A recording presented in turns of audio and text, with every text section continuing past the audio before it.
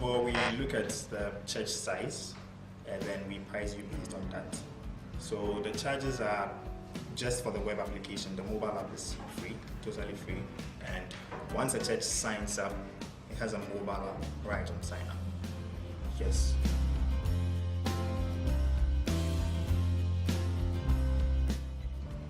So I spoke about our 21 main clients. We booked about $16,000 in revenue.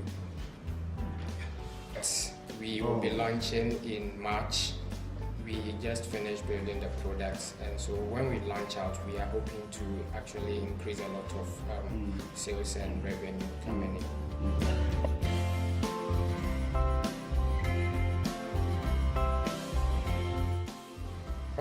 So currently, the major challenge is data collection.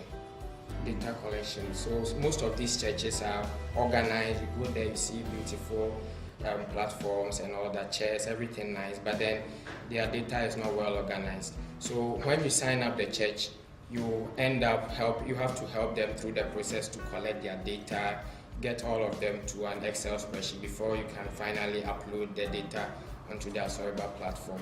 One other challenge that we have faced is we are trying to solve a huge problem for all Christian organizations in the world.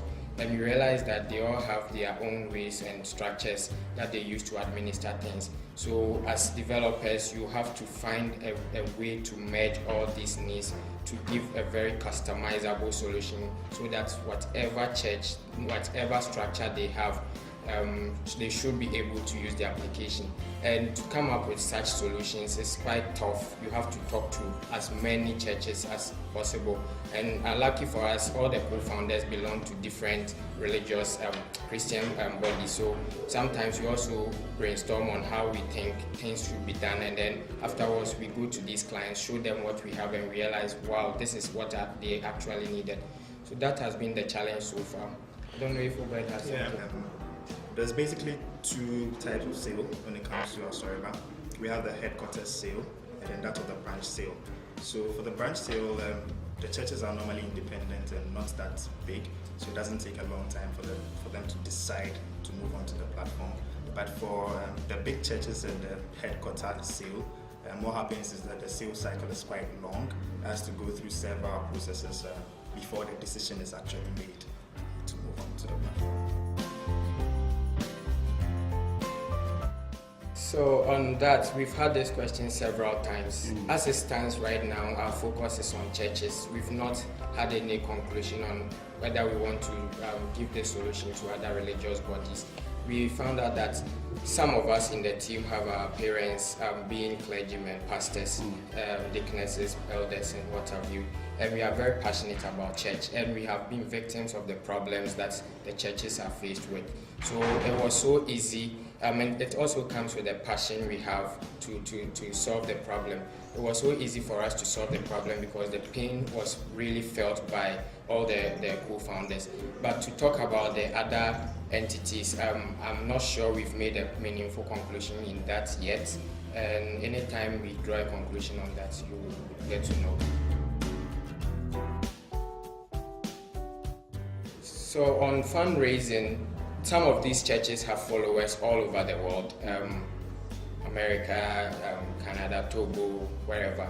And during these times, it's so hard to get some of these people to contribute to this fundraising. But Asoriba is facilitating the process so that even if you are unable to go to church on Sunday, you can pick your phone and say, I want to pay my tithes. And the good thing is, some churches have their tithe books and tithe cards and all that.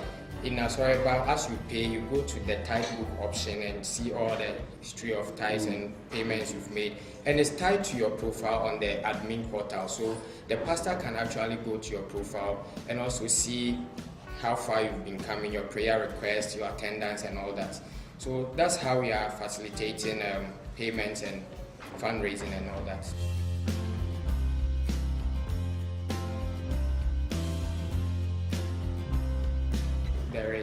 It comes on the mobile app first, and then your email, and then the admin also gets a notification. Be reflected on that. As a backup, even the payment gateway processor also gives you a notification that they've processed your payment.